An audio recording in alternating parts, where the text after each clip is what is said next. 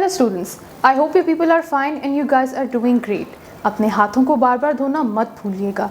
Corona से अभी भी एहतियात बहुत ज़्यादा ज़रूरी है, राइट? स्टूडेंट्स, जैसा कि आपको याद होगा कि हमने अपने पिछले लेसन में बात की थी फोर्सेस की डिफरेंट टाइप्स के बारे में। क्या आप मुझे बता सकते हैं कि वो दो कौन सी फोर्सेस थी जिनके बारे में हमने बात की थी? That was gravitational force and frictional force. Right. Today we are going to talk about two more types of forces. वो कौन सी types हैं? Let's see. The first one we have is electrostatic force and the second one is magnetic force. So पहले हम बात करेंगे electrostatic force के बारे में. Right. Students, electrostatic force वो force है जो कि कुछ objects produce करते हैं. कुछ objects electrical force produce करते हैं और वो force दूसरे ऑब्जेक्ट्स पे एक्ट अपॉन करती है और उनको मूव करने में हेल्प करती है, राइट? स्टूडेंट्स, आपने अक्सर बचपन में डेफिनेटली ये किया होगा जब भी हम किसी प्लास्टिक कॉम को अपने बालों के साथ रब करते हैं और उसके बाद पेपर बिट्स के यानी कि पेपर के छोटे छोटे पीसेस के करीब लाते हैं तो क्या होता है कि वो पेपर पीसेस मूव करना स्टार्ट कर देते हैं, right? We used to think that it was magic. अब ये क्या मैजिक था? Let me tell you people. Students, जब हम उस कॉम को अपने बालों के साथ रब करते हैं तो क्या होता है, हमारे बालों पे मौजूद इलेक्ट्रिक चार्जेस कॉम के ऊपर लग जाते हैं, राइट? और वो इलेक्ट्रिक चार्जेस जब पेपर बिट्स के करीब जाते हैं तो पेपर बिट्स पे मौजूद इलेक्ट्रिक चार्जेस को अपनी तरफ अट्रैक्ट करते हैं। दैट इज़ वाई वो पेपर बिट्स मूव करना स्टार्ट कर देती हैं, राइट? इसी तरह स्टूडेंट्स, इलेक्ट्रोस्टैटिक फोर्स हम तब भी एक्सपीरियंस करते हैं जब हम अचानक किसी चीज़ को हाथ लगाएं और हमें एक सडन जर्क या एक सडन करंट फील हो। स्टूडेंट्स, ये इसलिए होता है क्योंकि हर ऑब्जेक्ट के ऊपर इलेक्ट्रिक चार्जेस मौजूद होते हैं इंक्लूडिंग अस। यस, हम इंसानों की बॉडी पर भी इलेक्ट्रिक चार्जेस होते हैं, राइट?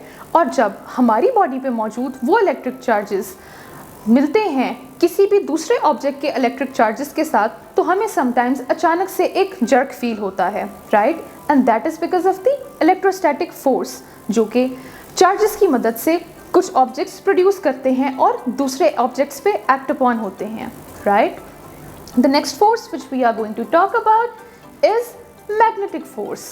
स्टूडेंट्स, मैग्नेट्स के बारे में तो आप सबको पता होगा एंड आई एम श्योर आप सबको उनके साथ खेल के बहुत मज़ा भी आता होगा। Students, let me tell you people something very interesting. Magnets की कुछ ऐसी प्रॉपर्टीज़ होती हैं जिसकी मदद से वो एक ऐसी फोर्स प्रोड्यूस करते हैं जो दूसरे ऑब्जेक्ट्स को मूव करने में मदद देती हैं। आपने अक्सर बचपन में खेला होगा जब हम एक मैग्नेट को दूसरे मैग्नेट के करीब लाते थे तो क्या होता था, वो एक दूसरे के साथ चिपक जाते थे, स्टिक हो जाते थे। एंड अगर हम किसी भी एक सरफेस पे मैग्नेट प्लेस करते थे और दोबारा उसके दूसरी साइड पे भी मैग्नेट प्लेस करते थे तो हम उस मैग्नेट को उस ऑब्जेक्ट के दरमियान में से भी मूव कर सकते थे, right? For example a paper. आप पेपर के ऊपर और नीचे एक मैग्नेट रखिए, आप ये देखेंगे कि आप उन दोनों मैग्नेट्स को एक दूसरे के साथ कंट्रोल कर सकते हैं। फॉर एग्जाम्पल, जब आप ऊपर से मैग्नेट मूव करते हैं तो पेपर के नीचे वाला मैग्नेट भी मूव होता है एंड इसी तरह नीचे वाले मैग्नेट को मूव करने से ऊपर वाला मैग्नेट भी मूव होता है। स्टूडेंट्स, जब हम एक मैग्नेट को आयरन नेल्स के करीब लाते हैं तो क्या होता है, आपने देखा होगा कि जब भी मैग्नेट को किसी भी आयरन की प्रोडक्ट के करीब लाया जाता है, आयरन ऑब्जेक्ट के करीब लाया जाता है तो वो आयरन उस मैग्नेट के साथ चिपक जाता है, उसकी तरफ अट्रैक्ट होता है।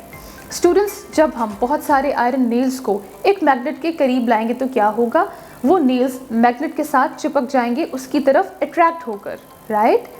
उसकी फोर्स ऑफ अट्रैक्शन की वजह से उसके साथ चिपक जाएंगे। स्टूडेंट्स, अब इसी मैग्नेट को आप फोर्सफुली मूव करके देखिए। जब हमने इसे ज़ोर से झटका तो क्या नेल्स नीचे गिरे? नहीं। That is because of the magnetic force. ये सब मैग्नेटिक फोर्स की वजह से है, राइट? जब हमने मैग्नेट्स के साथ चिपके हुए नेल्स को उतारने के लिए मैग्नेट को झटकने की कोशिश की, ज़ोर से झटका, तो क्या नेल्स गिरे नीचे? नहीं। सो अब आपको पता चल गया कि ये मैग्नेटिक फोर्स की वजह से है। सो मैग्नेट्स की कुछ प्रॉपर्टीज़ की वजह से वो मैग्नेटिक फोर्स प्रोड्यूस करता है जो कि ऑब्जेक्ट्स को मूव करने में हेल्प करती हैं, right?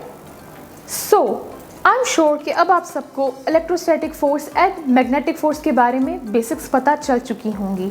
Still, if you guys find any sort of problem in it, you can rewatch this video for the reinforcement of the concept. Don't forget to subscribe to our YouTube channel. Until next time, take very good care of yourselves.